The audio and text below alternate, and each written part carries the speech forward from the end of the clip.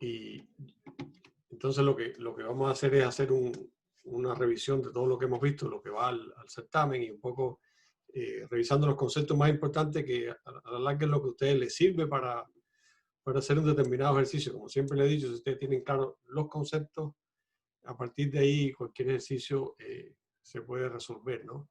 Entonces, voy a empezar un poco de atrás para adelante porque quedó esto de la clase anterior y quería revisarlo un poco porque también me preguntaron y quería revisarlo también con ustedes. Entonces, por ejemplo, este ejercicio de la bala que se incrusta un poco, yo lo había comentado en la clase, pero lo podemos ver un poquito más en detalle. Entonces, si tengo una bala que viene con una cierta velocidad y se incrusta en un disco que tiene la posibilidad de rotar alrededor de ese eje A', y bueno, tiene un radio y tiene una cierta velocidad esa bala y todos esos datos. Entonces, la pregunta es, bueno, ¿cuál sería la velocidad angular final del disco, ¿no? Entonces, un poco yo les comentaba que si inicialmente el disco está en reposo, entonces uno tendría que poner, vamos a suponer, porque esta fue la pregunta que me hicieron, si el disco estuviera en movimiento, digamos, el momento angular inicial va a ser igual a la suma del momento angular, digamos, del disco, más el momento angular inicial de la bala, ¿no? La suma de esos dos momentos. Si el momento inicial si el disco no se está moviendo, significa que no tiene momento angular. Entonces, algo que a veces cuesta un poco verlo, ¿no? ¿Por qué la bala tiene momento angular? Bueno, tiene momento angular con respecto, como vimos, un cuerpo que no sea sólido, que sea puntual, tiene un momento angular alrededor de un punto, en este caso alrededor de ese eje, ¿no? Entonces el momento angular de la bala sería simplemente R por P, que sería su momento, o dicho de otra manera, R por la masa de la bala por la velocidad que tiene. Y ese sería el momento angular inicial de mi sistema. Entonces el momento angular final, ¿cuál va a ser? Vamos mejor a hacerlo aquí. Entonces el momento angular inicial sería la masa de la bala por el radio por su velocidad. Y el momento angular final, aquí, bueno, uno puede ponerse bien creativo, ¿no? Tengo un disco, la masa del disco, según estaba viendo, es bastante, es 3.2 kilogramos.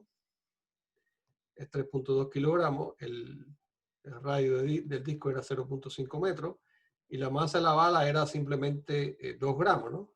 Entonces, en principio, si ustedes se dan cuenta, si uno fuera a ser bien estricto aquí, el momento angular del sistema, ¿cuál sería?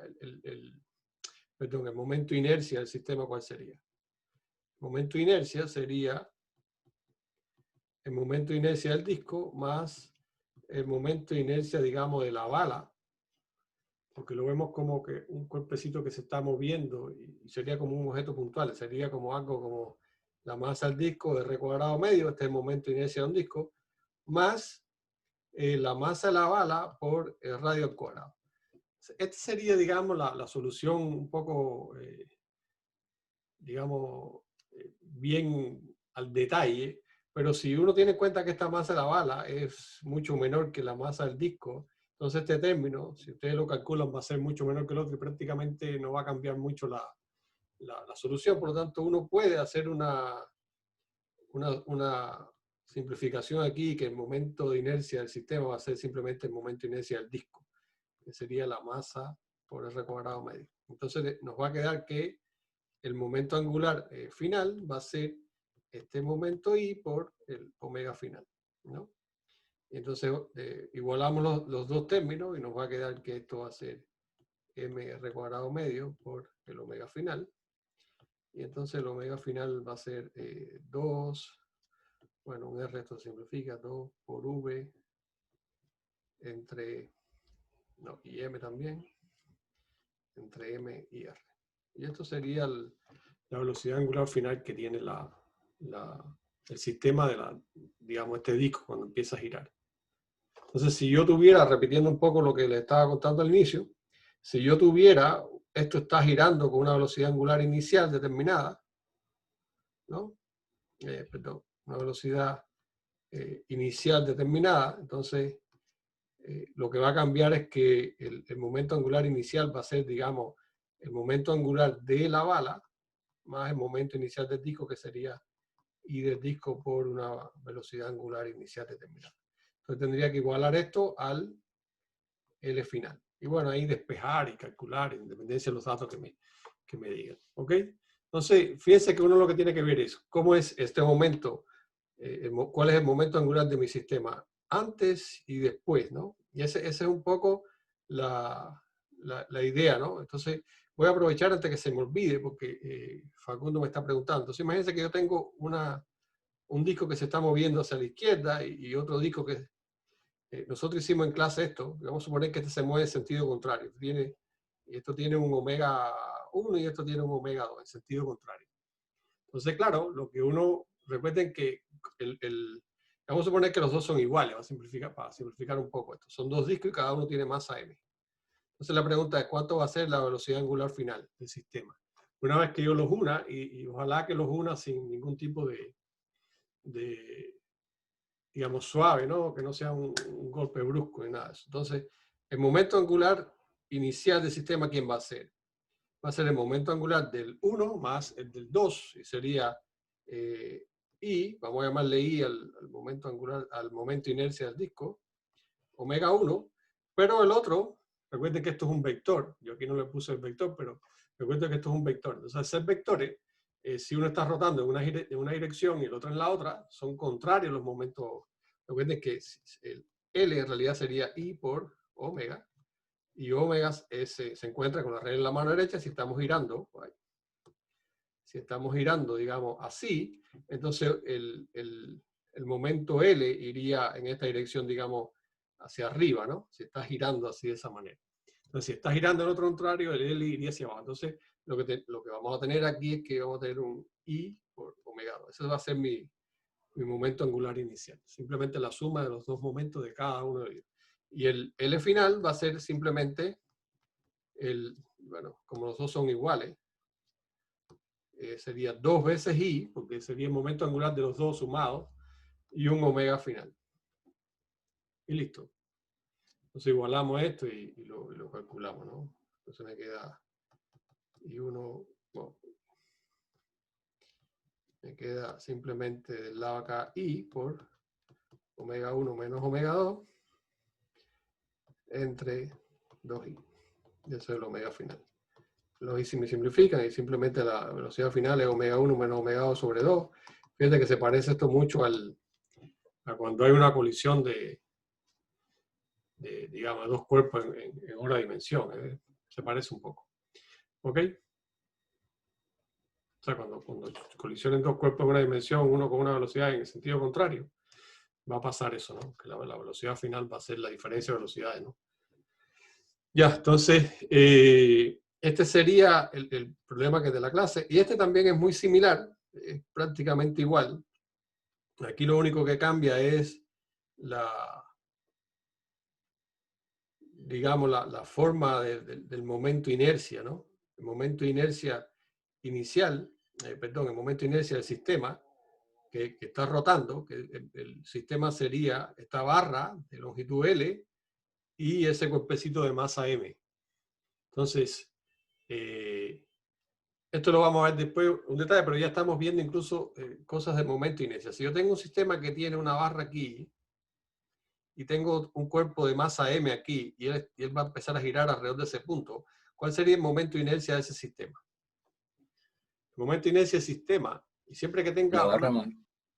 ¿Sí? ¿Sí? Dime. ¿El de la barra más el del objeto? Claro, sería el momento de la barra más el momento de inercia, vamos a llamarle m, de este cuerpo m que está aquí. ¿Ok? Entonces, ahora, el punto es cómo calcular esos momentos de inercia, ¿no? Que ahí vamos a tener un pequeño detalle, ¿no? Entonces, fíjense que el momento de la barra, por supuesto que tenemos que hacerlo alrededor del eje que estamos viendo, ¿no? Entonces, nos quedaría que el momento de inercia de la barra, ¿quién va a ser? Bueno, lo podemos saber ya directo, pero lo quiero hacer de esta manera para que les quede un poquito más claro. El momento de inercia del teorema de los ejes paralelos, que ya de paso lo estamos repasando, ¿qué es lo que nos dice? que el momento de inercia de un cuerpo alrededor de un eje que es paralelo al centro de masa es el momento de inercia del centro de masa más la masa del cuerpo por la distancia al cuadrado desde el centro de masa hasta el eje que queremos girar. Entonces, generalmente aquí lo que nosotros sabemos es el momento de inercia de la barra alrededor del centro de masa, por lo tanto, el momento de inercia de la barra sería este, ¿no? Más m por, vamos a decir, ya directo decir L medios cuadrado, ¿no? Porque esta distancia sería L medio. Entonces esto es lo que nos da que el momento de la barra alrededor del punto es lo que ya nosotros vimos en algún momento. Esto es ml cuadrado sobre 12. Aquí ya le puse L mayúscula, pero da lo mismo. Vamos a ser consecuentes.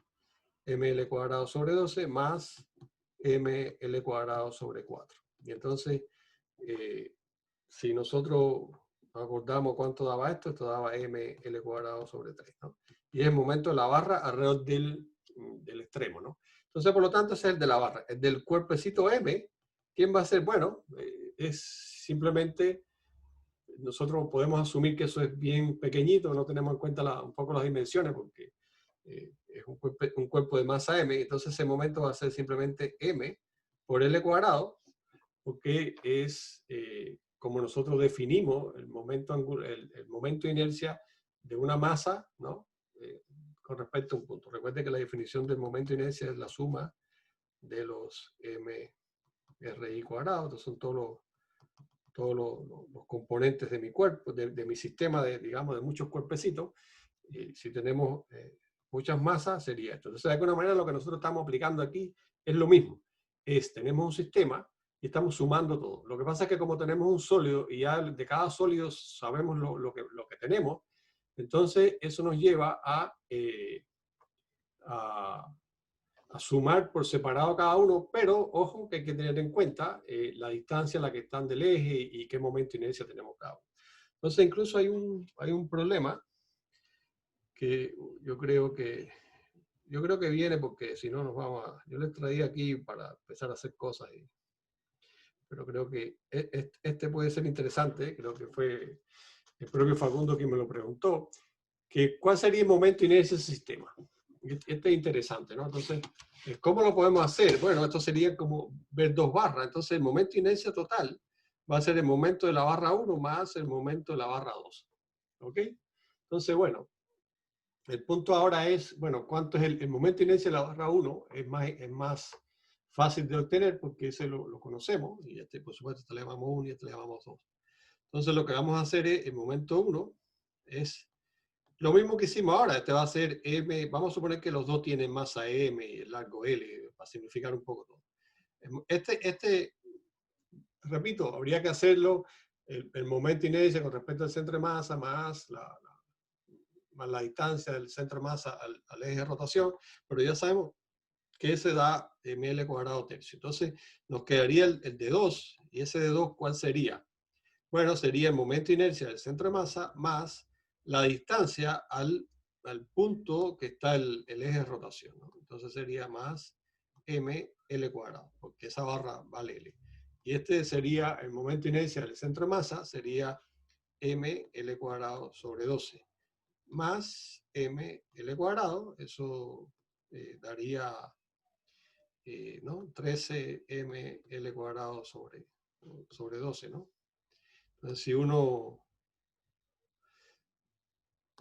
entonces ahora calcula el momento de inercia total, sería ml cuadrado sobre 3 más 13 ml cuadrado sobre 12. Bueno, y eso da algo. ¿Ok? ¿Se entendió eso? ¿Alguna pregunta? Sí, gracias, profe. Ok, entonces fíjense que es simplemente eso. Tengo muchos cuerpos, lo que hago es el momento de inercia de 1 más el 2 más el 3. Pero entonces siempre tengo que considerar que cada cuerpo, cuál es su momento de inercia con respecto al centro de masa y después encontrar la distancia que hay hasta el eje de rotación que voy a tener.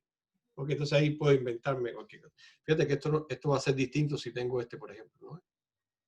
Si tengo un sistema así, va a ser distinto porque de este va a ser lo mismo, ¿no? Va a ser ml cuadrado sobre 3, pero aquí tendría que tener en cuenta esta distancia, el ml cuadrado sobre 12 y qué distancia tengo hasta el hasta el eje de rotación. Por lo tanto, va a ser distinto el momento de inercia que voy a obtener cuando tengo un sistema donde las barras estén así, digamos, enganchadas por los extremos. Y como eso puedo ir haciendo, pero esa es como era como la idea.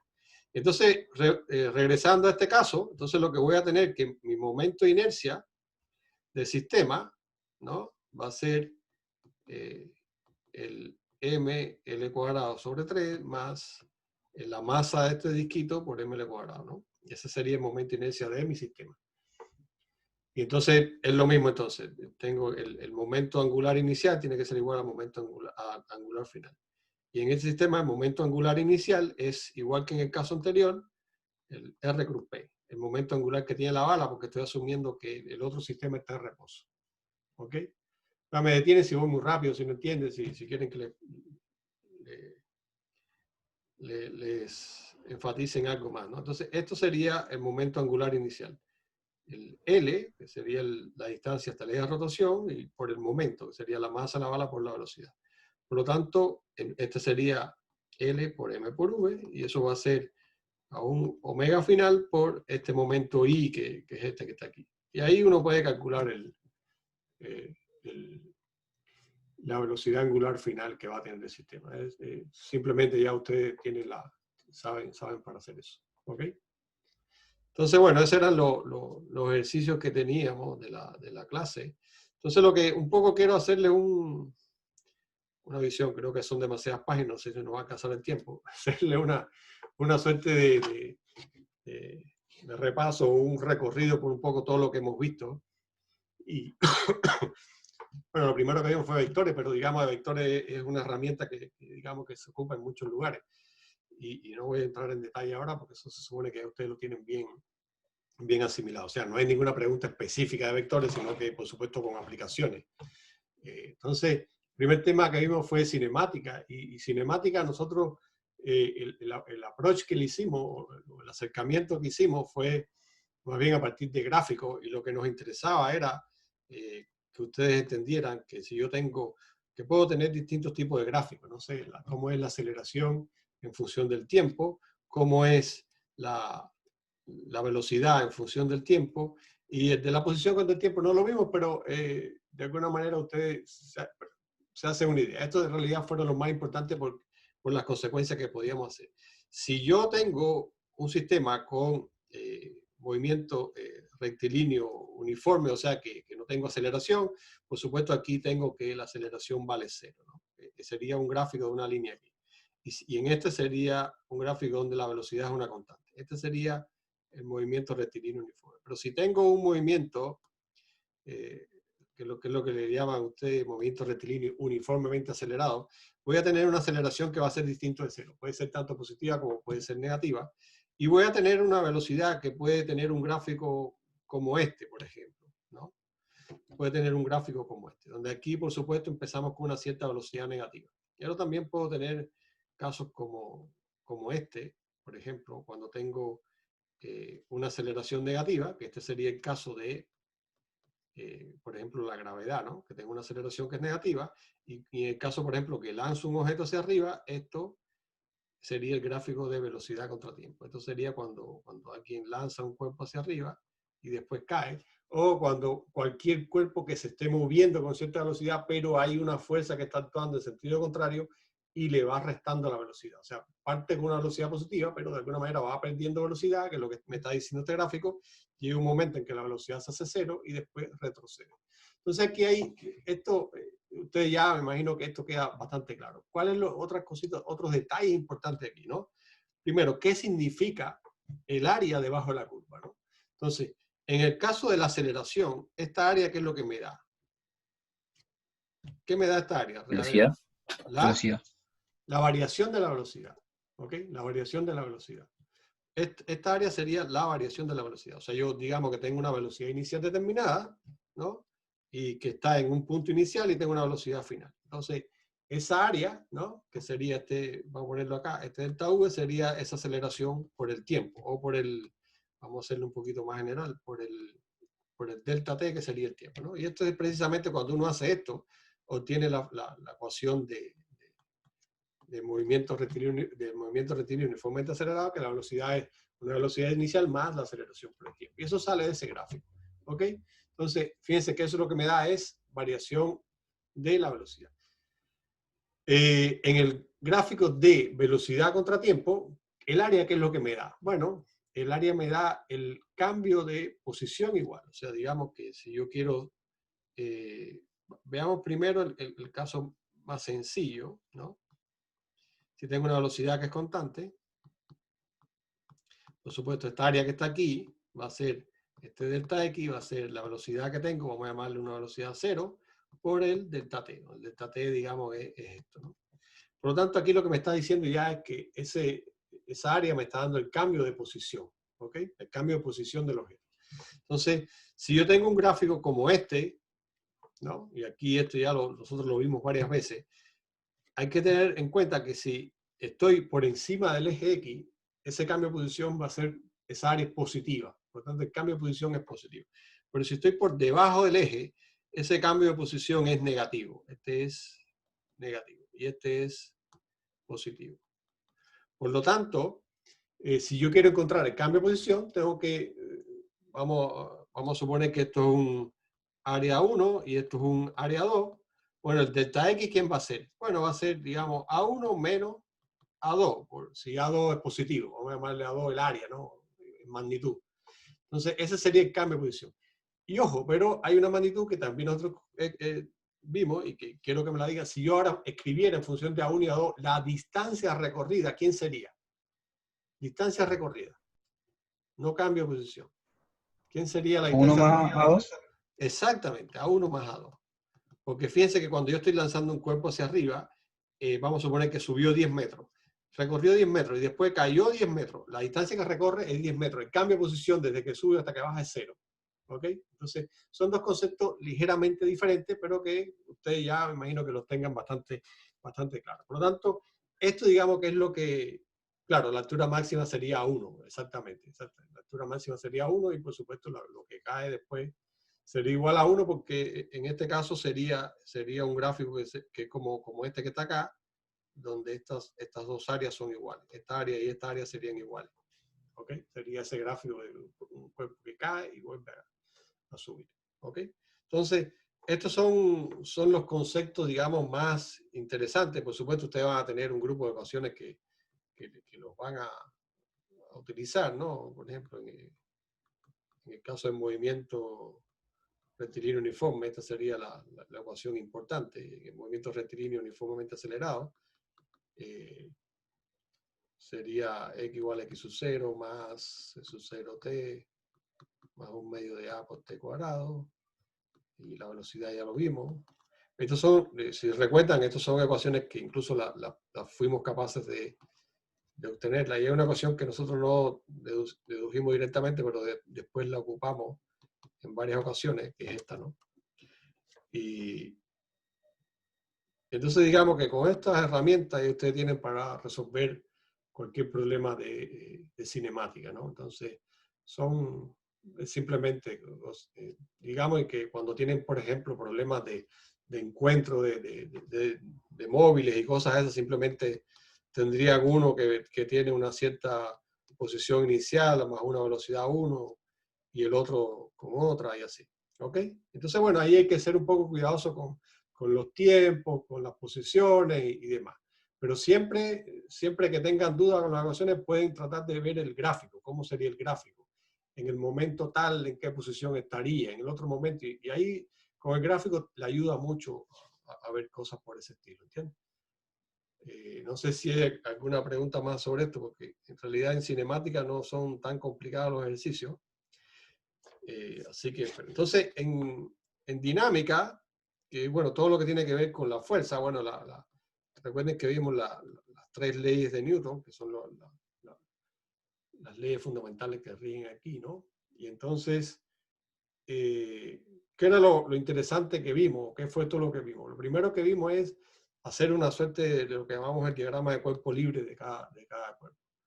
Y en ese diagrama de cuerpo libre insistimos mucho en que uno tenía que hacer una suerte de inventario de fuerza y ver las interacciones entre los cuerpos. Entonces, si tengo un cuerpecito que tiene una cierta tensión aquí, y les digo que hay roce y esto se está moviendo en esta dirección.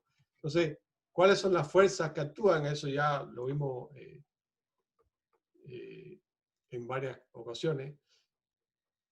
Claro, el movimiento parabólico es parte de cinemática, entonces simplemente es añadir alguna que otra ecuación, si quiere lo podemos ver un segundo, porque lo que tenemos entonces es una suma de dos movimientos, siempre lo podemos ver como un movimiento en el eje X es una velocidad inicial en X por el tiempo, y en el eje Y es una ecuación como esta. Entonces es como un movimiento que es combinado de dos y son realmente, son las mismas ecuaciones. Lo que pasa es que, digamos, como estamos en dos dimensiones, tenemos que tener una componente X y una componente Y. Y el caso especial que tiene es que tengo una componente X que tiene un movimiento rectilíneo uniforme y tengo una componente Y que tiene un movimiento rectilíneo uniformemente acelerado. Digamos que esa es la única, digamos, diferencia que hay, pero digamos que esto es el eje X y este es el eje Y, ¿no? Como sería un movimiento parabólico. Pero es un caso específico de la cinemática, ¿no? Y no es tan complicado. Entonces, si yo tengo un cuerpo que se está moviendo, aquí, si yo les digo que cuál sería el diagrama de cuerpo libre de ese cuerpo, aquí va a influir si tengo una fuerza de roce presente o no. Entonces, si yo tengo un coeficiente de mu que es igual a 0, ¿no? Y no tengo roce, entonces, digamos que las fuerzas que van a actuar ahí sobre ese cuerpo, si hago el diagrama de cuerpo libre, estaría la tensión, estaría el peso del cuerpo y estaría, digamos, la interacción de, vamos a llamarle la normal o la interacción del piso con el cuerpo, ¿no? Esas serían mis fuerzas. Pero si yo tengo aquí el caso cuando mu ahora es distinto de 0, entonces ese diagrama de cuerpo libre va a ser en realidad una tensión, voy a tener una cierta fuerza, esta normal ahora va a estar aquí así, y voy a tener el peso. Y si ustedes se acuerdan de esto, cuando lo vimos, en realidad nosotros estábamos considerando N como la fuerza que hay de interacción entre el cuerpo de masa M y el suelo, ¿no? Haciendo estos diagramas que nosotros hacíamos para ver el diagrama de interacciones, había una fuerza de contacto entre la masa y el suelo, y esa fuerza de contacto es la normal. O sea, y es una sola fuerza. Lo que pasa es que después nosotros, para comodidad, cuando hay fuerza de rosa, ponemos una componente vertical digamos, perpendicular al piso, que le llamamos la normal, y la otra la fuerza de roce, y un poco para facilitar un poco los cálculos, ¿no? Pero si uno solamente se rige con las fuerzas de interacciones que hay entre el suelo y el cuerpo, entonces es un solo tipo de fuerza, que es una fuerza de contacto. ¿Ok? Y por lo tanto tendría que tener esta dirección, que de alguna manera ahí estaríamos un poco asumiendo de que aquí tenemos una cierta normal y aquí tenemos una cierta fuerza de roce. Una normal, digamos, llamándole a ese punto, yo normalmente creo que le llamé a esta fuerza Q, una fuerza de reacción, una fuerza de contacto entre esos dos cuerpos. Y sería una manera de verlo. Pero ojo que cuando ustedes vayan a ver el diagrama de interacciones o el diagrama de cuerpo libre, si uno solo considera las fuerzas que están, la fuerza de roce y la normal en realidad son una sola fuerza. ¿Ok? Eso les queda claro, ¿no? ¿Sí o no?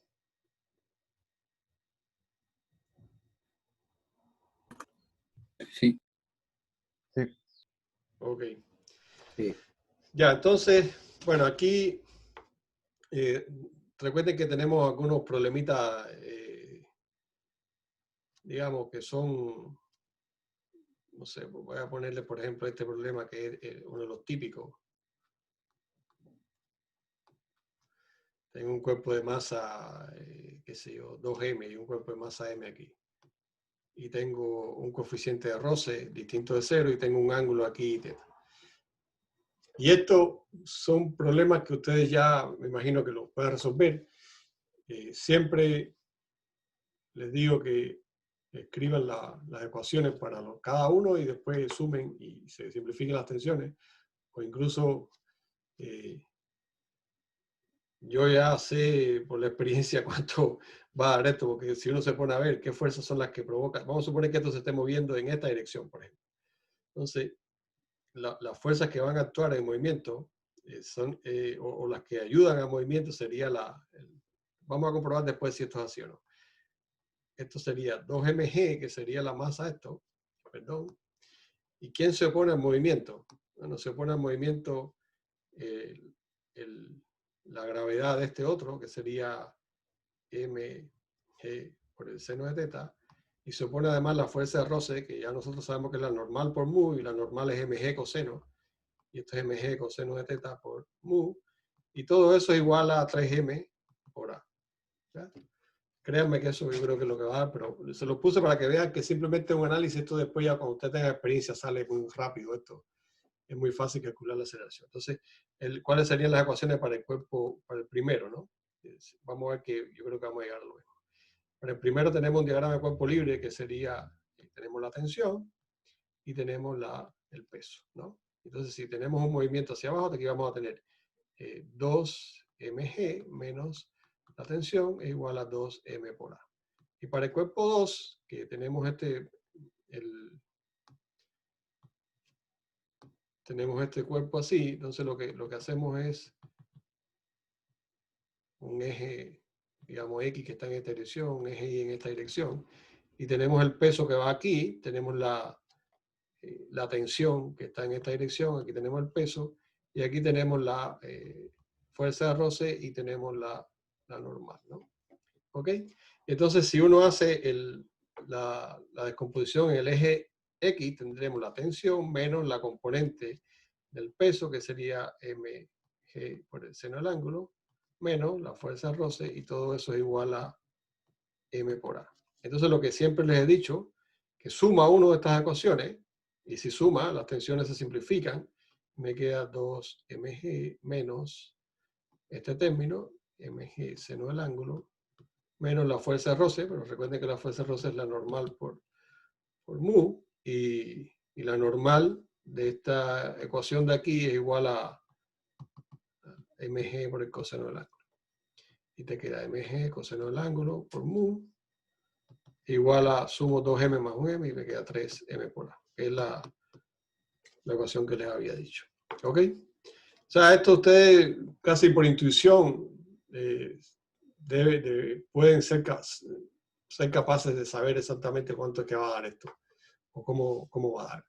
Y es simplemente analizando qué aporta movimiento, qué se opone. Y cuando uno viene a ver, aquí está claro, aporta esto, si esto va en esta dirección, aporta. Si lo quiere ver en la otra dirección, ¿quién sería? Bueno, sería, si uno lo hace en esta otra dirección, ¿quién aporta el movimiento? Bueno, la fuerza de gravedad de este otro, sería mg seno de θ menos, ¿quiénes se están oponiendo? Se está oponiendo la fuerza de roce, mg coseno de θ por mu, menos la otra fuerza de gravedad, menos 2mg, y eso va a ser igual a 3m por a. Esto cuando la aceleración es contraria, aquí lo único que cambia, bueno, la fuerza de roce siempre se opone, pero cambian los signos de las otras dos fuerzas de gravedad.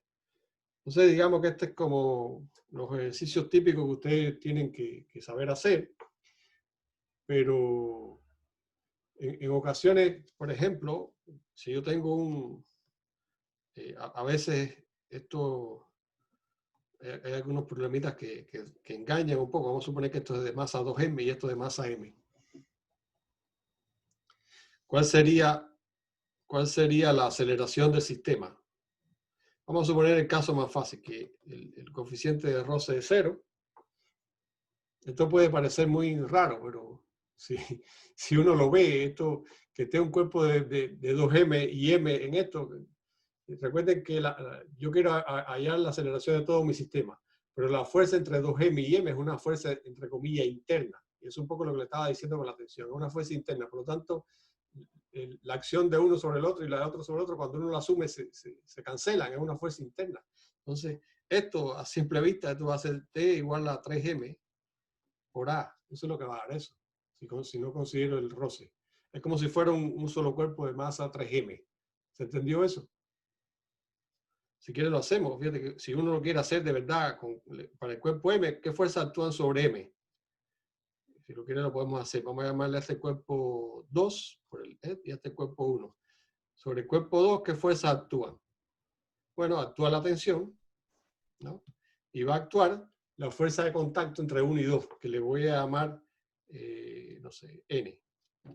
¿Y qué fuerzas actúan sobre el cuerpo 1? Bueno, aquí estoy despreciando, vamos a llamarle N, porque si no nos vamos a confundir. Vamos simplemente a llamarle Q. Por supuesto, aquí también tengo la normal del suelo y tengo el peso. Pero estas no me importan en el movimiento, ¿no? Porque no hay rosa, así que no me importa. Por lo tanto, este es el cuerpo 2, las fuerzas que actúan. Y sobre el cuerpo 1, bueno, actúa la normal, la interacción entre 2 y 1, que va a ser este Q, y bueno, va a también tener una N1 y va a tener un peso 1. Pero cuando uno escriba las ecuaciones, de primero me va a quedar T menos Q es igual a 2m por A. Y de este me va a quedar que Q es igual a m por A. Y cuando uno sume las dos ecuaciones me queda que T igual a 3m por A. ¿Ok? ¿Se entendió? ¿Algún comentario?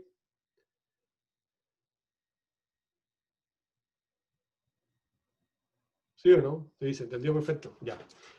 Ok, ese es un poco la idea. Eso no se los comenté mucho en el curso, pues, para no confundirlo, pero ahora que ya ustedes maduraron un poco ideas y cosas, se dan cuenta de un poco lo que les estoy diciendo, ¿no? Entonces, fíjense cuál es esta metodología que digamos que de alguna manera facilita un poco el cálculo, ¿no? Ya, entonces, ¿qué fue lo otro que vimos? Bueno, estuvimos viendo movimiento circular, que en esencia es lo mismo. Recuerden aquí que tenemos algo que definimos como velocidad angular, que no es más que la variación del ángulo en el tiempo. Ahí se aplican las mismas ecuaciones más o menos a la cinemática.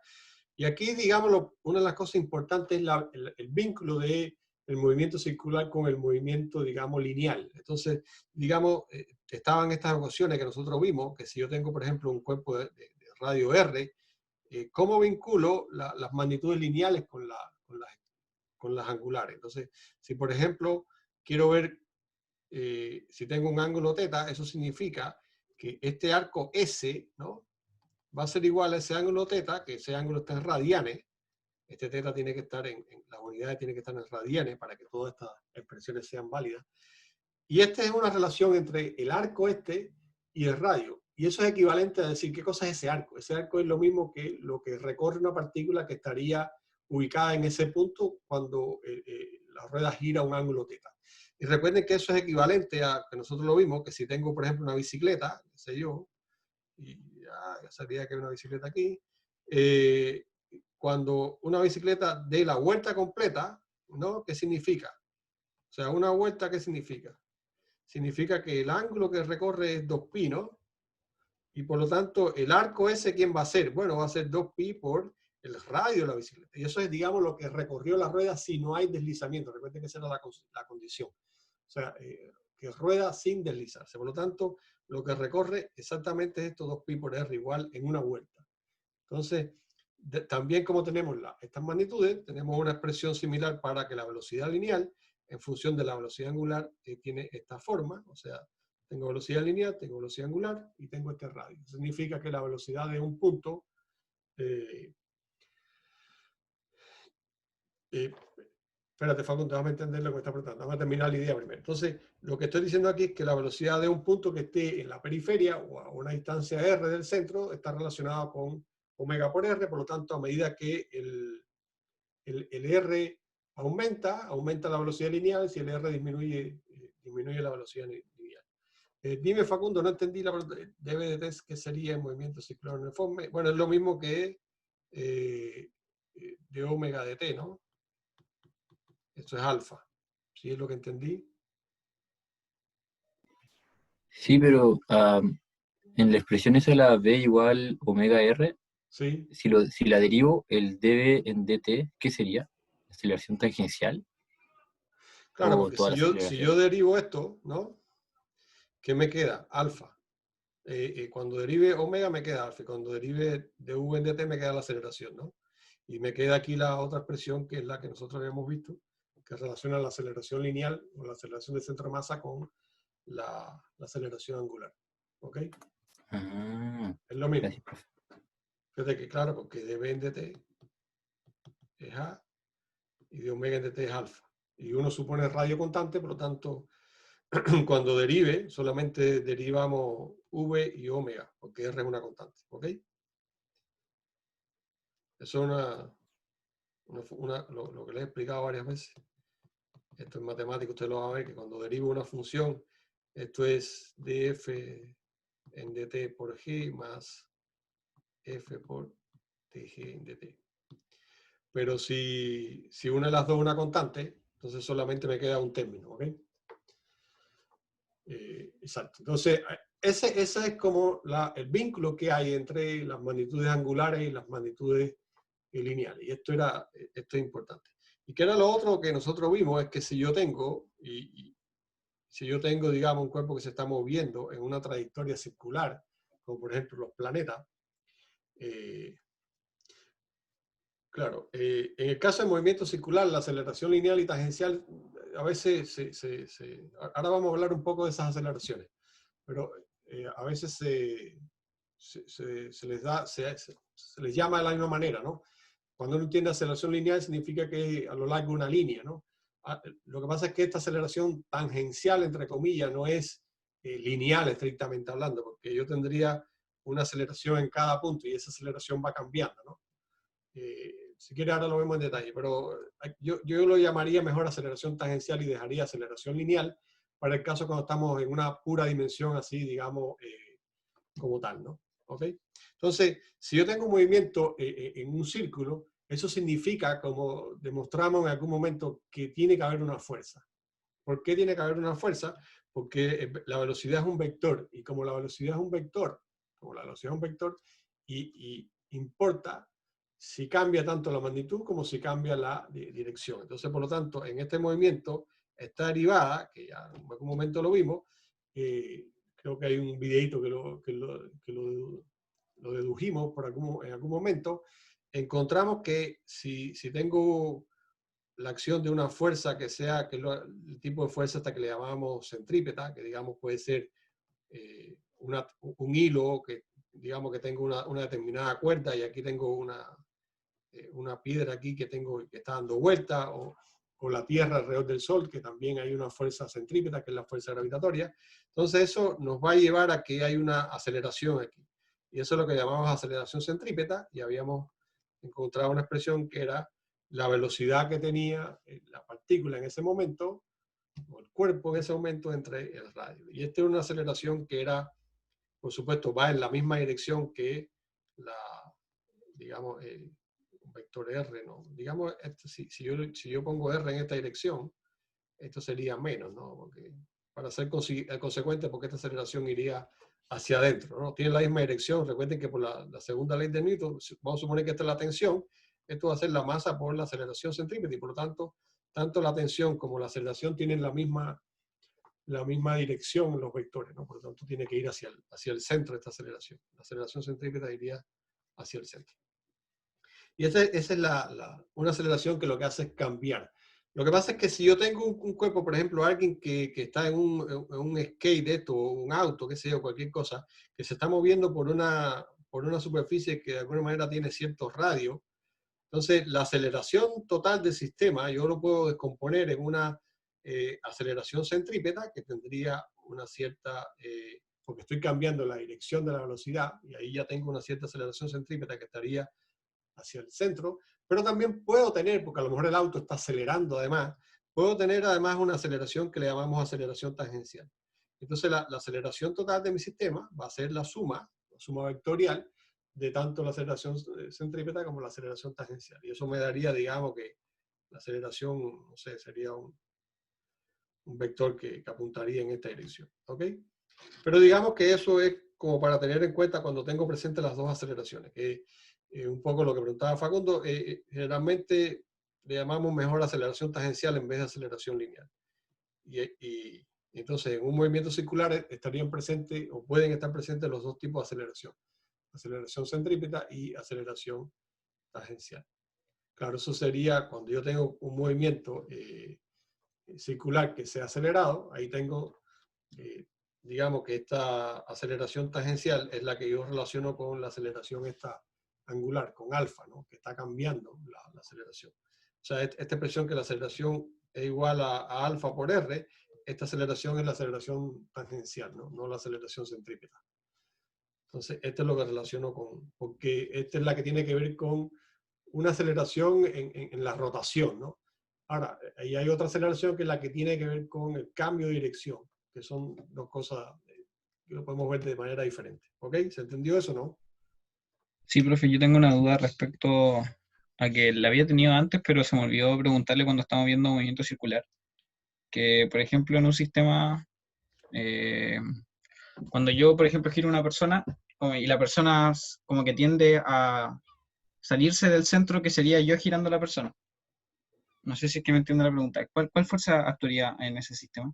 Porque la fuerza centrípeta lo que hace es la fuerza hacia el centro, pero en la realidad se ve como que hay una fuerza que lo expulsa del centro.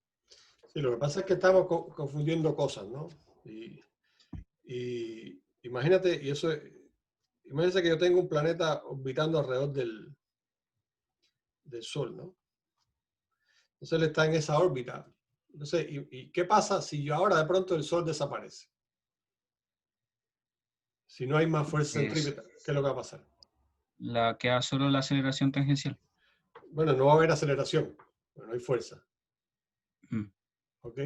Entonces lo que va a hacer el planeta es seguir una línea, digamos que su velocidad la va a mantener, porque como no tengo fuerza, la aceleración va a ser cero y eso implica que la velocidad es una constante. Y eso es precisamente lo que nos está diciendo la inercia, ¿no? Lo que pasa cuando tú estás, por ejemplo, si tienes una cuerda y la estás girando y suelta, lo que va a pasar es eso, que dejó de actuar la fuerza y el sistema trata de mantener su estado. O sea, es la primera ley de Newton, la inercia. O sea, el tipo se va a mover, te da la impresión a ti que se va hacia afuera, claro, porque él tiene cierta velocidad, dejaste de actuar y entonces se va en esa dirección. No es que hay una fuerza extra ficticia en nada de eso. ¿Se entendió eso, no? Sí, me quedó un poco más claro, pero, Eso es, mira, por ejemplo, imagínate que el ejemplo que pusimos de este rotor, qué sé yo, que las personas se quedaban como pegadas a la pared. sí, eso le iba a decir. Claro, entonces normalmente el tipo eso no parte de cero, ¿no? O sea, eso tú normalmente estás en el suelo, estás pegado al suelo y tienes un cierto roce ahí, que es una fuerza que está actuando sobre ti, y entonces empieza a girar esto, ¿no? Y tú estás pegado a la pared, ¿ok? Y ya después pueden quitar el suelo, ¿no? Porque, digamos, la velocidad que tú tienes es tal que tu sistema quiere irse, ¿no? Quiere irse de ahí. Lo que pasa es que la pared es la que no te deja. Si no tuviera la pared, ¿qué te pasa a ti? Pues te vas, ¿no? Si quitas la pared, tú sigues y sigues ese movimiento. Entonces, en ese caso, no es que hay una fuerza, la fuerza centrífuga, señores, no existe. La fuerza centrífuga es simplemente una percepción que tenemos, que es cuando uno se para en un sistema que es no inercial y no sabemos explicar qué es lo que está pasando. ¿Ok? Porque si uno se para desde fuera, esa persona que está ahí no se va, o sea, él está girando y hay de alguna manera, una fuerza que lo mantiene a esa pared. ¿Ok? Si yo quitara la pared, se va completo. Mírenlo de esa Sí, ahora sí manera. me quedó claro. A veces cuesta un poco entenderlo, pero eh, repito, no existe eso de fuerza centrífuga. Es es una fuerza que si tú estuvieras, es como, te lo voy a explicar de nuevo, si tú estuvieras dentro de esa cosa dando vuelta, ¿no? Y tú de pronto ves que ese tipo sale impulsado para afuera, pero ojo, tú estás dentro, pero no sabes que estás girando. O sea, no sabes que estás girando porque tú estás dentro ahí y vamos a suponer que los efectos fisiológicos sobre el movimiento no tú no te das cuenta de eso, ¿no? Vamos a suponer que es una cosa bien grande, una nave espacial. Y de pronto tú ves que el tipo se va hacia afuera. Entonces tú tienes que inventarte una fuerza, que sería esa fuerza centrífuga, para explicar eso. Porque tú estás en un sistema no inercial, porque se está moviendo con una aceleración, en este caso con velocidad angular, y no puedes explicar eso. ¿Ok? Es lo mismo, cuando ustedes tengan tiempo después, lean qué cosa es la fuerza de Coriolis. Eso a lo mejor lo ven en un curso más avanzado de mecánica. Si yo tiro un cuerpo aquí en la Tierra, desde una cierta altura, el cuerpo no va a caer exactamente, digamos, en la vertical donde yo lo lancé. Incluso vamos a suponer que estamos en el vacío completo, no va a caer. ¿Por qué? Porque la Tierra está girando. Y nosotros estamos inmersos en un cuerpo no inercial. Si uno quiere ser bien preciso con todo lo que nosotros estamos haciendo, tendríamos que tener en cuenta la rotación de la Tierra, que estamos en un sistema no inercial porque estamos rotando. Entonces, eso es la fuerza de Coriolis, lo que hace es que ese cuerpo que está cayendo le aparece como entre comillas, una fuerza ficticia que hace que se derive o que se mueva ese cuerpo. Con respecto a alguien que está aquí, ¿y eso por qué se está moviendo? No tiene explicación a no ser que uno considere que el sistema se está moviendo. Entonces ese es el origen que lo pueden ver de por qué cuando uno abre la pila del agua, el agua da vuelta en una dirección o en la otra. Eso es efecto de la fuerza de Coriolis. O por qué los huracanes que se forman en esa región, digamos, del Caribe, y eso gira en una determinada dirección en un hemisferio y en la otra giraría en el sentido contrario producto de la fuerza de Coriolis. Eso es algo, un tema que lo pueden leer y que pueden aprender cosas de ahí. ¿Ok? Entonces, eso es un poco, cuesta a veces un poco entenderlo, pero recuerden que todo, cuando nosotros aplicamos esta ecuación, que es la ecuación de Newton, siempre tenemos que estar en estos sistemas que le llamamos sistemas inerciales. Y los sistemas inerciales es cuando la velocidad es una constante. O la velocidad igual a cero, que es lo mismo, ¿no? O sea, no hay aceleración, la aceleración es cero. O perdón, que la aceleración es cero. Porque si hay una aceleración distinta de cero, yo no puedo explicarme cosas. Es el caso de cuando yo voy en un camión y tengo una caja aquí y de pronto yo estoy aquí adentro del camión. Y de pronto el camión frena. ¿Qué le pasa a la caja? La caja se va hacia atrás, no sé, vamos a suponer que no es roce. Y bueno, yo también me iría, pero vamos a suponer que yo estoy sujeto. Y fisiológicamente no me doy cuenta que frenó el camión. La caja se mueve y digo, ven acá, ¿y por qué se movió la caja? ¿Qué fuerza es la que está actuando ahí? Entonces tengo que inventarme una fuerza ficticia porque yo estoy en un sistema no inercial. ¿Ok? Esa es como la idea. Ya, entonces, esto era lo de movimiento circular. Esto es un poco toda la idea. Aquí solamente tener en cuenta esto, ¿no? Claro, entonces cuando yo estoy, digamos, algo que se está moviendo y que está en una posición, por ejemplo, un cuerpo que está aquí y va subiendo, bueno, cuando tengo que llegar a esta posición, o que estoy en esta posición, ¿qué fuerzas son las que actúan sobre el cuerpo? Bueno, estaría actuando, hay una normal aquí, estaría también el peso, si desprecio el roce serían esas dos las fuerzas. Entonces, esa normal es la que va a ser igual a mv cuadrado sobre r, ¿no? Eso sería, entonces, por lo tanto, a medida que un cuerpo va subiendo, que se va moviendo por una estructura que es circular, esta normal, por supuesto, que va cambiando y la manera que va cambiando va a depender de esta velocidad que estamos viendo. ¿Ok? Eso es un poco la idea del rotor este que está girando, ¿no? Que es la normal el que hace en ese caso, como preguntaba Facundo, la normal en ese caso, o esa fuerza constante es la que hace de aceleración, de fuerza centrípeta en este caso. ¿Ok? Ya, entonces aquí teníamos otro tema que vimos es trabajo, ¿no? ¿Y cómo definíamos trabajo?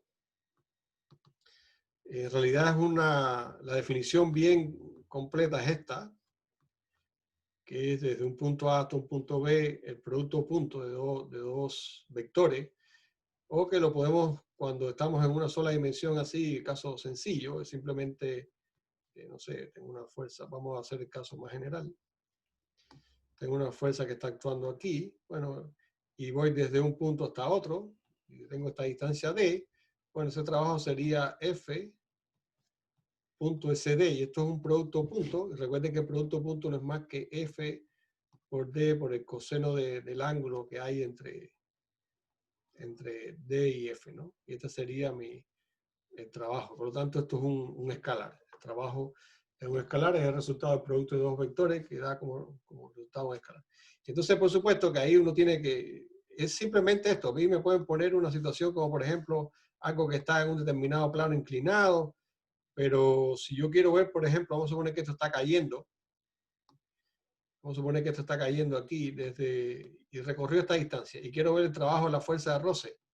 Bueno, el trabajo de la fuerza de roce va a ser, en este caso, como es contrario al movimiento, va a ser menos la fuerza de roce por esta distancia, ¿no? Pero fíjate que aquí no me importa este ángulo, ¿no? Sino simplemente cuál es el ángulo entre la fuerza de roce y el desplazamiento, ¿ok?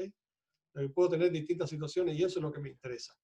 Si tengo además una fuerza que está actuando aquí, F, qué sé yo, que tiene un ángulo alfa, bueno, ahí en realidad a mí lo que me interesa es ese ángulo alfa con respecto a D, ¿no? O sea, el trabajo de esa fuerza F sería, digamos, F por D por el coseno de alfa, ¿no? El coseno de teta no me interesa porque lo que me interesa es la relación que hay o el ángulo que hay entre la fuerza y el desplazamiento, ¿ok?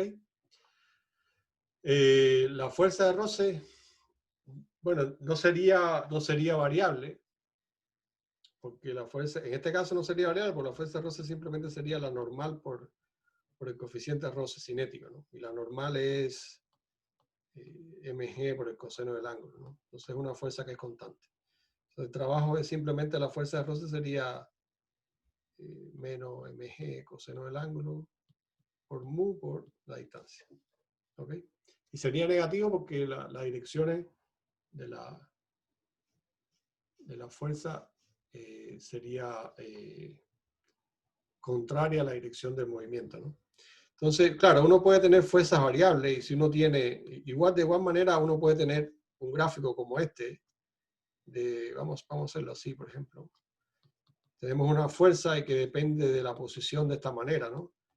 Y como mismo vimos, el trabajo es esta área.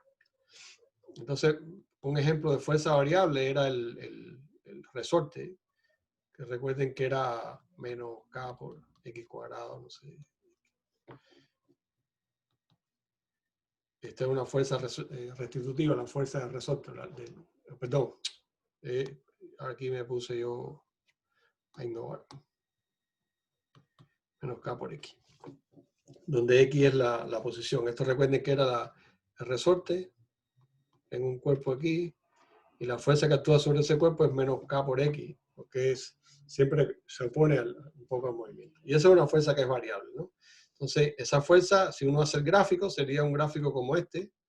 Vamos a suponer que yo me muevo desde 0 hasta X, ¿no? El trabajo de esa fuerza aquí en esta área. Entonces, esta pendiente vale K, ¿no? Vamos a suponer que es positivo, ¿no? Olvidémonos ahora del signo. Entonces, si esto se llama X, ¿cuánto es esta área? Esa área es un medio de K por X cuadrado, que es exactamente el trabajo de las fuerzas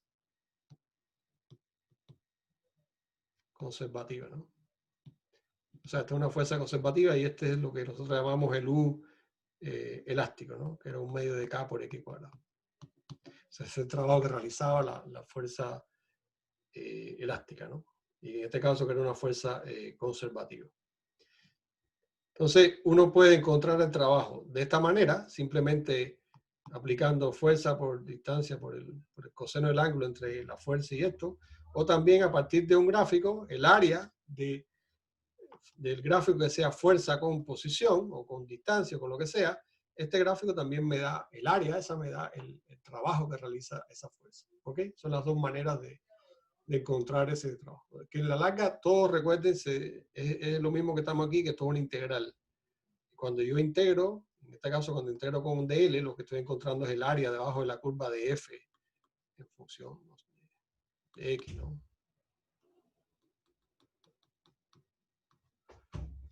Y tengo este gráfico. Bueno, es un poquito de matemática, no lo quiero enredar mucho.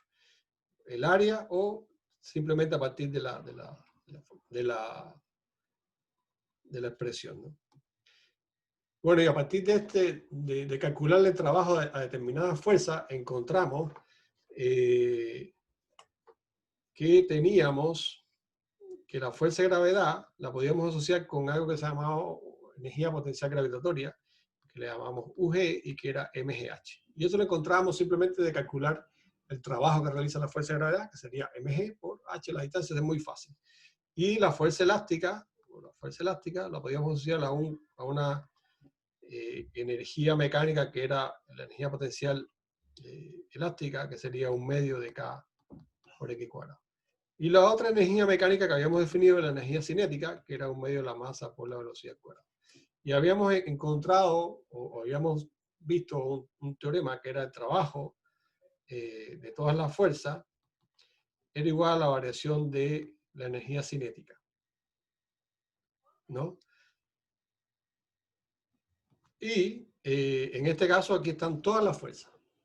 Si nosotros ahora incluimos dentro del trabajo de las fuerzas conservativas, habíamos llegado a una expresión que el trabajo de las fuerzas no conservativas es igual a la variación de la energía mecánica, donde la energía mecánica, ¿quién es? Es la energía cinética más la energía gravitacional más la energía potencial elástica. Por supuesto que cada situación depende de qué energía tengo. Entonces, en unos casos puedo tener un tipo de energía, en otros otro. O sea, típico esto, qué sé yo, tengo una altura H1 aquí, tengo una altura H2 aquí. Si dejo caer aquí puedo poner este como mi punto 1 y este como mi punto 2. Entonces, si aquí tengo, por ejemplo, una velocidad 1 y aquí quiero saber cuánto es la velocidad 2.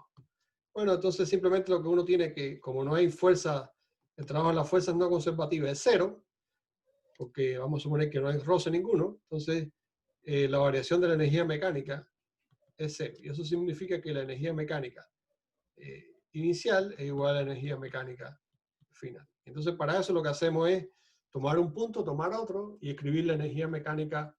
Entonces, claro, entonces yo voy a suponer que H1, por supuesto, es distinto a H2 y que aquí tengo una velocidad inicial 1 y tengo, entonces la energía mecánica en 1, ¿quién sería? Bueno, sería mgh1 más 1/2 de m v1 al cuadrado.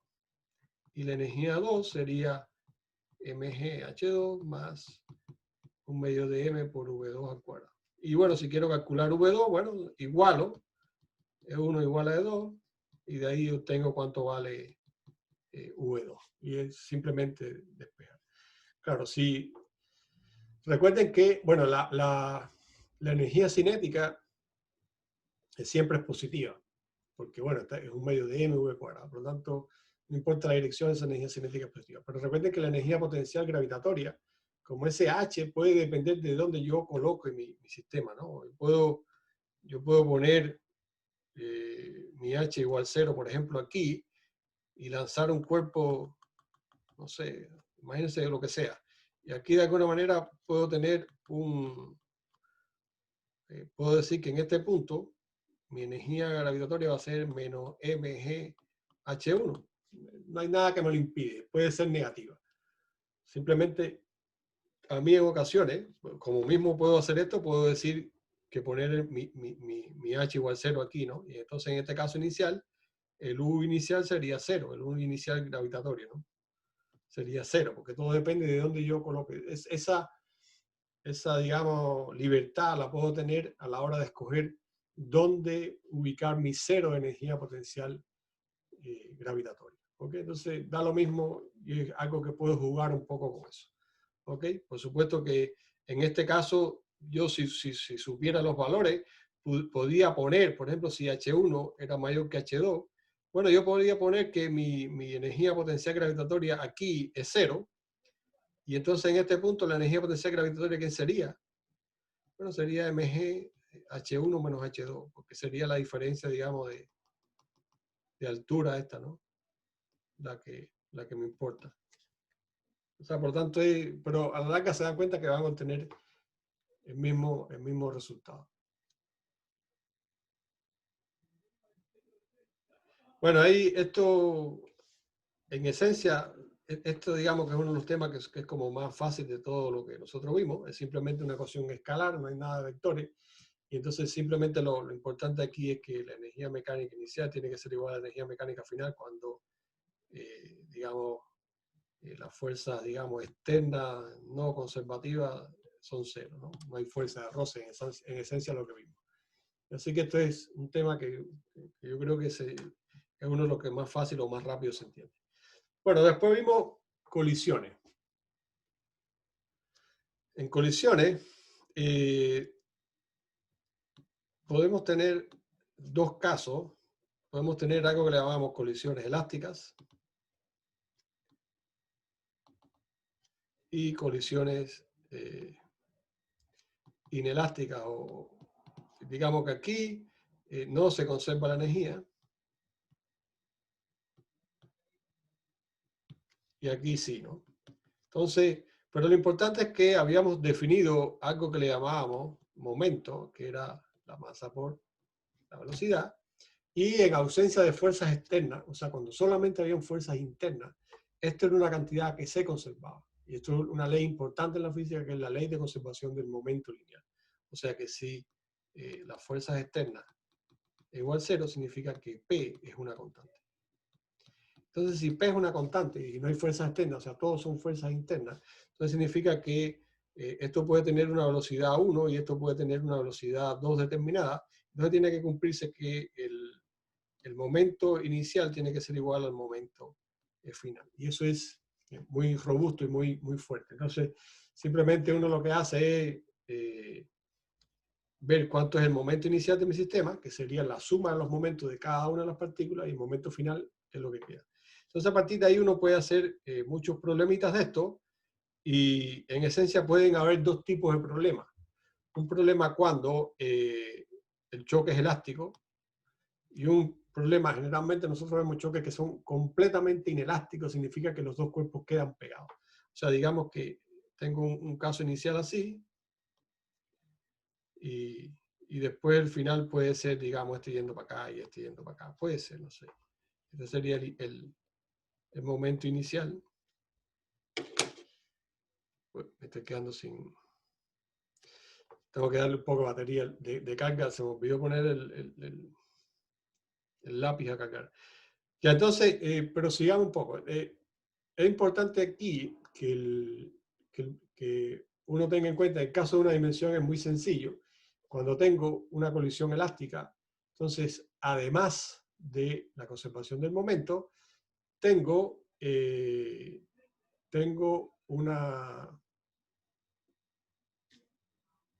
¿cómo se llama esto? Tengo la conservación de la energía. Perdón, que estaba viendo una pregunta que me hacía. O sea, está claro que si hay roce, tengo una fuerza externa, ¿no? Entonces, y de alguna manera eso hace que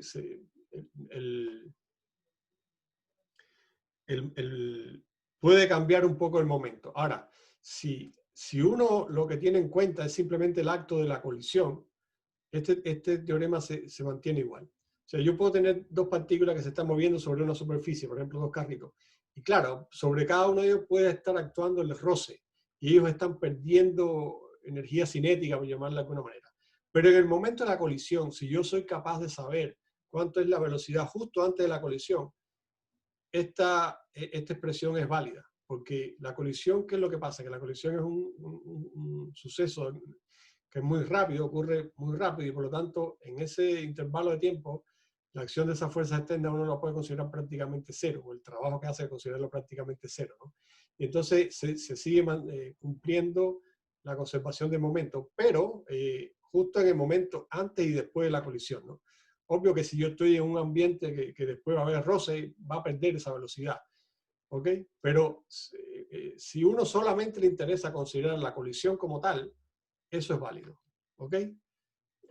Pero generalmente para uno quitarse ese problema de arriba, dice, bueno, vamos a suponer que no hay roce. Pero se entiende el punto, ¿no? O sea, son dos cosas distintas. Independientemente de lo que pase, el roce a mí no me importa. Incluso cuando explota una granada, que es un ejemplo que vimos, ahí no se conserva la energía mecánica y hay muchas cosas que pasan, pero el momento se conserva. Justo los fragmentos de la granada tienen que mantener la suma de todos los momentos, tienen que mantener el momento inicial que tenía mi sistema, ¿no? Entonces, esto me permite Esta es la expresión más importante de todas y es válida tanto para colisiones elásticas como para las colisiones inelásticas. En el caso de las colisiones elásticas, lo que tenemos adicionalmente es que se cumple adicionalmente que la energía cinética inicial es igual a la energía cinética final. Y eso es lo importante, y ahí tendríamos ecuaciones, ¿no? Pero entonces uno lo que tiene que escribir, que recuerden que el momento inicial sería M1V1, y vamos a suponer que, por supuesto, que como estamos trabajando con vectores, si uno escoge una dirección, entonces el otro sería menos M2V2 porque está asumiendo que la dirección de V2 es constante. Es contraria, digamos, a la dirección del eje y esto es un vector. Entonces eso es lo que hay que tener en cuenta. Por lo demás, es fácil. Los más fáciles que hay son los de colisiones de dos partículas, cuando tenemos, este tiene V1 y esto tiene V2, y vamos a suponer que esto es M1 y esto es M2, entonces voy a tener M1V1 menos M2V2, y vamos a suponer que después esto se transformó en una pelotita más grande y quiero saber con qué velocidad va. Bueno, eso va a ser una masa por una velocidad final, y aquí va a ser una masa final. Y esa masa final es M1 más M2. Entonces, por lo tanto, la velocidad final es simplemente M1V1 menos M2V2 entre M1 más M2. Por lo tanto, la que tenga mayor momento es la que va a mandar, entre comillas, para en qué dirección se va a mover. Si la velocidad final es mayor que 0, significa que se va a mover en la misma dirección que V1, ¿no? Y si la velocidad final es menor que 0, significa que se va a mover contrario. Eso está claro. Y esos problemitas son relativamente bastante sencillos. Lo otro que sí puede haber es cuando tenemos colisiones en dos dimensiones, cuando tenemos dos dimensiones, ¿qué es lo importante a tener en cuenta en dos dimensiones? Recordar que el momento es un vector. Y si es un vector, entonces vamos a tener tanto una componente en X como en Y. Entonces, si tengo algo que choca y tengo otra cosa aquí, y eso ustedes hicieron algunos problemitas en tarea, y estos, o vamos a hacer, por ejemplo, más sencillo todavía. Vamos a suponer que tengo una pelotita que, bueno, esto puede ser que chocó, claro, vamos a ver que chocó con otra que estaba en reposo, y como resultado, esta sería la A, esta sería la B, la A fue para acá y la B en esta dirección. Entonces, si este tiene una velocidad inicial 0, entonces lo que tiene que cumplirse es que el momento inicial tiene que ser igual al momento final. Y vectorialmente uno escribía esto así de esta manera, como que este sería el P inicial, y entonces esto es como una suma de vectores, y este P inicial tiene que ser igual a un, vamos a llamarle PA, más un PB. ¿No ves? Entonces, PA más PB, vectorialmente tiene que ser igual a P inicial. Y este es lo mismo, porque este PA más PB sería el P final. ¿Ok? Entonces, eso lo que me lleva entonces a dos ecuaciones. A una ecuación en el eje X y a una ecuación en el eje Y. Y la ecuación en el eje X, solamente, digamos, inicialmente, si uno la quiere escribir, ¿esto cómo sería? El PI solamente tiene componente en el X, por ejemplo. Y después tendría PA por el, vamos a suponer que esto es un ángulo alfa y esto es un ángulo beta, ¿no? Sería PA por el coseno de alfa más PB por el coseno de beta. Pero sin embargo, en Y el momento inicial es 0, y entonces tendría, por ejemplo, PA por el seno de alfa menos PB por el seno de beta. Y es menos porque, suponiendo el eje así, ¿no? Este es el Y y este es el X. Una tendría positivo y otra negativo. Y ahí tengo las dos ecuaciones, y esas dos ecuaciones son suficientes para encontrar. Generalmente, cuando son dos colisiones en dos dimensiones, solamente con la conservación del momento me es suficiente para encontrar las velocidades finales y cosas por ese estilo.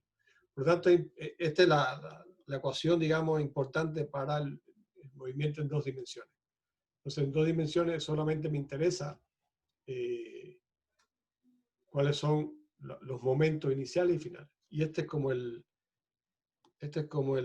grafiquito que ustedes siempre deben hacer para tener una idea de cómo estos son los vectores, y esos vectores como que se están moviendo y ya después encontrar las proyecciones y esto. Pero es muy sencillo. Ya esto un poco lo habíamos hablado, por eso voy a pasar un poquito más rápido. Recuerden que el momento de inicio se definía de esta manera.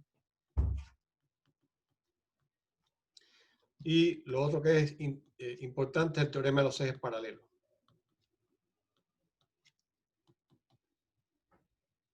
Y esto lo vimos. Entonces, por ejemplo, en el caso de una esfera, que el momento de inercia es 2/5 de mr cuadrado, con respecto al centro de masa, si quiero encontrar en un punto que está en el extremo, esto sería, vamos a llamarle este punto P, con respecto a este punto P, esto lo hicimos en clase también, esto sería 2/5 de mr cuadrado más mr cuadrado, que sería el D, sería esto, ¿no? Sería R. Y este sería el momento de inercia con respecto a un punto que está en la periferia. ¿Ok? Y eso simplemente aplicando el teorema de los ejes paralelos. Bueno, aquí esto es un poco lo que habíamos hecho. Y entonces, lo otro que vimos es torque, que no es más que la habilidad de querer rotar algo. Y esta suma de torque es igual a momento de inercia por supone que estoy haciendo una fuerza aquí, y esto tiene un determinado momento de inercia. Y entonces la aceleración que va a tener eso va a ser, digamos, el torque que yo aplico, que en este caso el torque sería R por esa fuerza F, porque vamos a suponer que es un disco y tengo su momento de inercia que sería esto, y entonces simplemente la aceleración angular, ¿quién va a ser? Bueno, va a ser, alfa va a ser R por F entre el momento de inercia, que sería un medio de M. Y ahí uno tiene ya 2F. Eso sería, por ejemplo, la aceleración angular de ese sistema. Y entonces eso es lo que hay que tener en cuenta. Puedo tener un sistema, tengo, como por ejemplo este que me estaban comentando ustedes, si tengo un disco aquí y tengo, por supuesto, una fuerza actuando, el momento de inercia es distinto, pero yo el torque lo tengo que calcular con este R1. O qué sé yo, vamos a suponer que, por ejemplo, aquí ahora tengo otro actuando sobre acá, ¿no? Un F2 y tengo un F1. Bueno, el torque, ¿quién va a ser? Tengo que escoger una dirección, porque uno está en una dirección y en la otra. Recuerde que el torque se halla con esta regla en la mano derecha y la dirección del pulgar me dice en qué dirección es positivo o negativo. Aquí un poco que es claro que va a ser uno positivo y el otro negativo. Si este es R2, bueno, la suma de todos los torques de mi sistema, ¿quién va a ser? R1F1 menos R2F2. Porque uno apunta en una dirección y el otro en la otra y van a ir en sentido opuesto. Pero claro, el torque depende tanto del radio como de la fuerza. Entonces ahí en ese caso uno puede calcular la aceleración angular simplemente conociendo cuáles son las fuerzas y cuál es el momento de inercia de mi sistema. ¿Ok? ¿Qué más? Ya. Este es un problemita que también creo que fue Facundo igual que me preguntó, ¿no? Vamos a suponer que tenemos, y esto es parecido a uno que a ustedes les apareció en el certamen, que yo se lo resolví, que era el de la barra hasta que estaba con 60 grados, y el torque también, calcular la aceleración angular, y el torque simplemente I por alfa, y tenemos que ver quién es el que hace torque aquí, ¿no? Entonces, si yo tengo un anillo que tiene masa M, ¿no? Su centro de masa estaría aquí, ¿no? Entonces, por lo tanto, si él puede girar, vamos a suponer que puede girar alrededor de este punto, entonces, ¿cuál sería qué fuerza es la que hace torque? Bueno, hace torque la fuerza de gravedad que estaría aquí, ¿no? Y es lo que hace que el anillo caería. A pesar de que no está dentro del cuerpo, pero ese es el centro de masa del anillo, ¿no? Entonces, ¿el torque quién sería? El torque sería R por mg, ese es el torque, ¿sí o no? Y ahora, lo que me interesa es, eso tiene que ser igual a I por alfa. ¿Y el I quién es? Arriba. Díganme ustedes, ¿cuánto sería el momento de inercia? El momento de inercia del anillo con respecto al centro de masa, ¿quién sería? Un medio de mr cuadrado, por eso con respecto al centro de masa. Y entonces ahora, ¿cuál sería el momento de inercia de mi sistema? 3 medios, mr cuadrado. 3 medios de mr cuadrado. Porque sería un medio de mr cuadrado más, por el teorema de los ejes paralelos, mr cuadrado. Y ahí simplemente ya tengo alfa, ¿vale? ¿Quién? mg R entre 3 medios de mr cuadrado. Y simplemente ya tengo el alfa. ¿Ok? Entonces, este es fácil. Este es el que está un poquito más complicado porque tengo un cierto ángulo. El torque, al ser R cruz F, recuerden que hay que tener en cuenta el ángulo entre el radio y digamos, entre el vector que va desde el eje de rotación hasta el punto donde se aplica la fuerza. Y entonces aquí en este caso el R iría aquí y el peso iría aquí. Por lo tanto tengo que ver este ángulo cuánto es. Era lo único que complica un poco más la cosa. ¿Ok? Eso lo expliqué en la clase anterior. Por lo tanto, este es un problema que también es fácil de encontrar. Entonces, nosotros vimos después equilibrio, estamos ya llegando casi que al final. Y las condiciones de equilibrio, uno puede tener que la sumatoria de todas las fuerzas sea cero. Esto es lo que se conoce como equilibrio, digamos, traslacional. Y lo otro sería la sumatoria de todos los torques vale cero. Y esto sería equilibrio, digamos, rotacional. Entonces, para que un cuerpo esté completamente en equilibrio, tienen que cumplirse las dos cosas. Entonces, tenemos que, si tengo, qué sé yo, como estos tipos de problemas que uno ve, que incluso en controles aparecen, que tengo un cuerpo aquí, tengo esto y lo otro. Entonces, lo que tengo aquí una tensión 2, y tengo una tensión 1, aquí tengo un ángulo, voy a llamarle así. Entonces, uno lo que hace es escribir todas las fuerzas que actúan y todas estas cosas, y eso en realidad tiene una cantidad de ecuaciones tremenda. Entonces, digamos que la ecuación de la sumatoria de todas las fuerzas no me interesan las dimensiones, sino me interesan todas las fuerzas que están. Esto es lo que llamamos diagrama de cuerpo libre y diagrama de cuerpo libre extendido. Para los torques sí me interesan las posiciones donde actúan las fuerzas. Entonces, si yo quiero en este caso ver todas las fuerzas que actúan, bueno, ¿qué fuerza actúa? Digamos que aquí actuaría el peso de esta barra. También está actuando sobre este cuerpo. ¿Qué fuerza actúa? Actúa, digamos, el peso, pero también hay una normal aquí y también sobre este cuerpo actúa la normal de este otro. Y ahí cuando viene a ver, empieza a sacar todas las fuerzas que actúan sobre un cuerpo y sobre el otro, ¿no? Y escribir las ecuaciones. Que yo creo que ese es un problema demasiado complicado, pero esto no es fácil. Fíjense que en el eje X, las únicas ecuaciones que hay es que T2 por el coseno de beta es igual a T1 por el coseno de teta. Y aquí incluso uno encuentra una relación entre estos tipos. Y después para el cuerpo para la barra, ¿qué fuerzas son las que actúan? Además en el eje Y está actuando T2 por el seno de beta más T2 por T1 por el seno de teta. Sobre este cuerpo también está actuando, suponiendo positivo hacia arriba, entonces está actuando menos esa normal y menos el peso de la barra. Y todo esto es cero. Y esto sería sobre la barra, sobre el cuerpo vamos a llamarle M. ¿Qué fuerza actúa? Bueno, el peso igual a normal. Y estos son los resultados de la sumatoria de todas las fuerzas igual cero. Este es un ejemplo bien complicado. Pero es simple, ya una vez que ustedes conocen todo lo que hay. Y lo otro es escribir la suma de todos los torques. Y recuerden que la suma de todos los torques igual cero, uno lo puede escribir alrededor de cualquier punto. Pero un poco lo que les comentaba antes, que esto tiene que ser cero alrededor de cualquier punto. Por lo tanto, a mí a veces me conviene escoger un punto donde alguna de las fuerzas que yo no conozca se me simplifique, ¿no? Entonces, por ejemplo, podemos poner este punto aquí y aquí ya el torque de T1 sería cero, ¿no? Porque el R sería cero. Y entonces a partir de ahí calculo, por ejemplo, vamos a suponer que esto está uy. Vamos a suponer que este cuerpo está esto es L medio.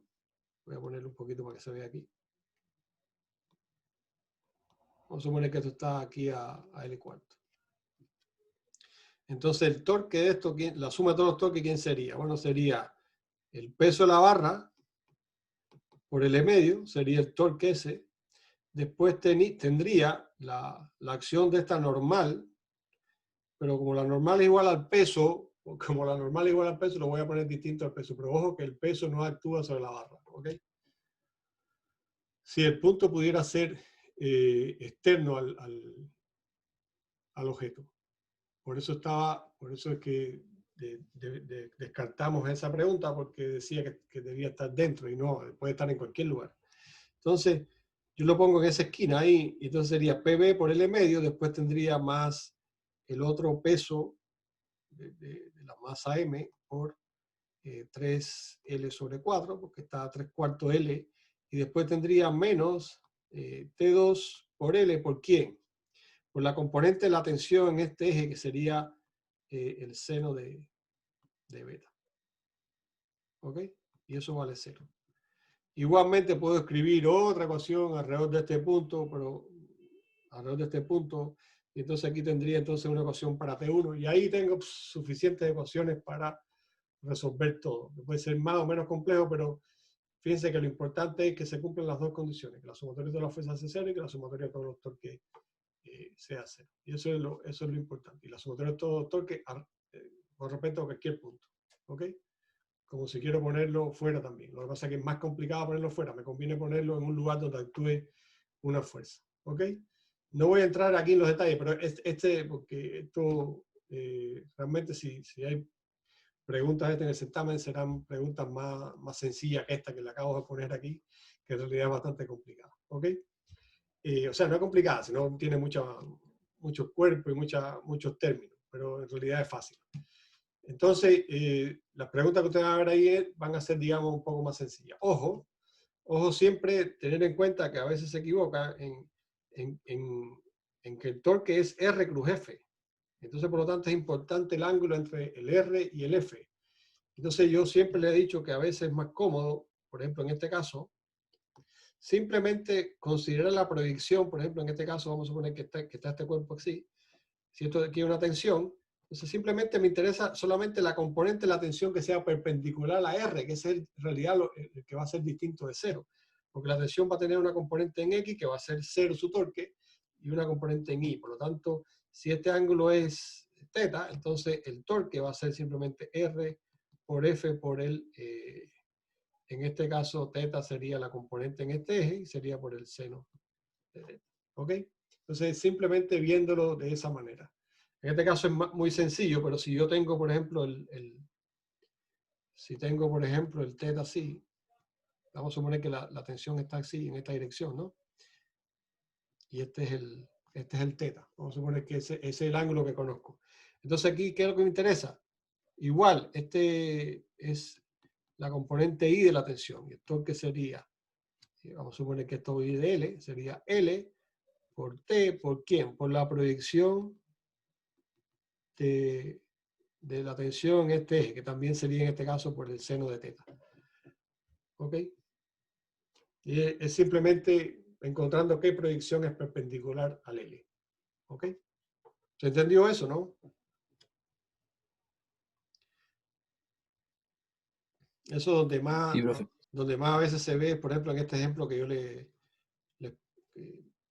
estaba en el control, que es el R estaría en esta dirección y la fuerza de gravedad estaría aquí, pero como yo les comentaba, si este ángulo era 60 grados, bueno, lo que me interesa es la proyección aquí. Entonces este 60 era igual a este.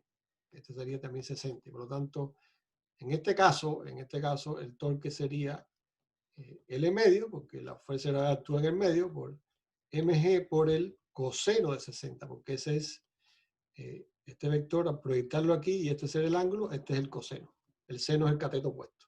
Este sería el torque en ese caso. Entonces, son como los detallitos que ustedes tienen que tener en cuenta cuando resuelvan este tipo de problemas. ¿Ok?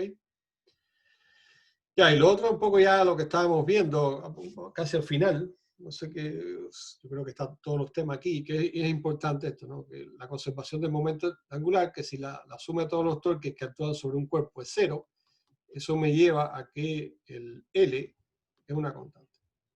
Entonces esto es similar a lo que vimos de conservación del momento lineal, pero con el momento angular.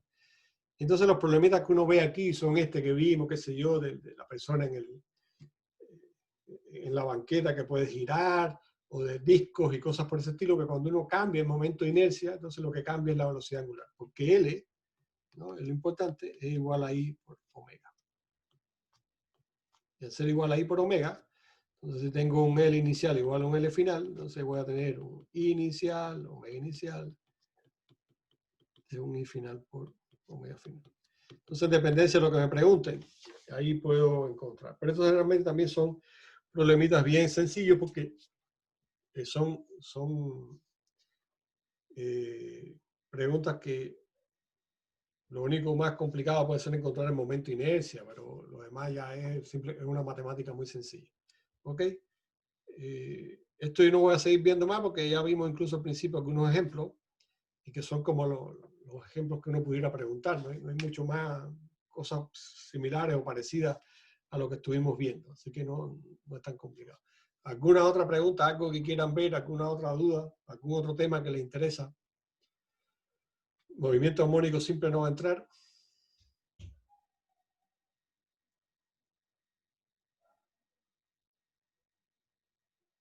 ¿Algo más? ¿Alguna duda? ¿Algún comentario?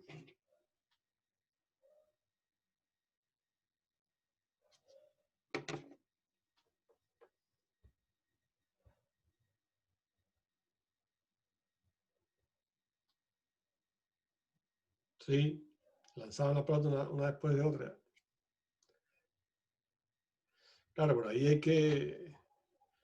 Eso es igual cinemática, ¿no? Y aquí lo que... Cuando uno tiene y lanza una pelotita aquí, bueno, las ecuaciones son las que vimos, o sea, la posición de la pelota, ¿quién va a ser? Pero si inicial menos un medio de g por el tiempo cuadrado, es de la 1, ¿no? Y el de la 2 va a ser, no sé, vamos a poner velocidad inicial 1. Estas son las ecuaciones, ¿no? En qué momento se encuentra, y cosas por ese estilo. Aquí lo que hay que igualar sería y cuando I1 sea igual a I2, ¿no? Lo que hay que hacer un poco cuidadoso con los tiempos, o sea, ver en qué momento se lanzan, ¿no? Por ejemplo, si uno quiere, a ver, si uno por ejemplo tiene si yo lancé una pelotita en un T inicial, en el T inicial de la primera, en 0, y la segunda la lancé un segundo después. Claro, aquí me fastidiaría el tiempo. ¿Cómo escribo eso? La otra ecuación lo puedo escribir esto como V sub 0 de la 2, vamos a ponerlo mejor aquí abajo, por T menos 1. Menos un medio de G por T menos 1 cuadrado. Eso quiere decir si la pelotita 2, por ejemplo, fue lanzada un segundo después. Porque esta corrección aquí ya me tiene en cuenta que cuando T vale 1, ¿no? Sería mi T, equivalente a mi T igual 0 para ese caso. ¿Ok? Eso, por ejemplo, cuando se lanzan en momentos distintos. Pero no me acuerdo ni cómo era esa pregunta. Y eso es equivalente también para cuando uno quiera encontrar dos cuerpos que se mueven y que uno sale en un momento y otro sale en el otro. Tengo que hacer una pequeña corrección con el tiempo, ¿no? Que generalmente tiene esta forma. O fíjense que cuando T vale 1, ¿no? ¿Cuál es la posición I2? Vale 0, porque cuando lo evalúe todo va a ser 0. Y a partir de ahí es que el tipo empieza a subir. Es como esa la idea. Esto es como un truquito para hacer ecuaciones cuando el tiempo es distinto. Sí, no, puede ser eso. Uno lo puede escribir de esa manera. Eso se puede resolver de muchas formas, pero lo importante son estas ecuaciones. Claro.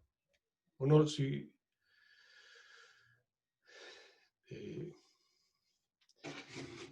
me parece que hay controles que no se pueden revisar. Ya, yo voy a ver eso porque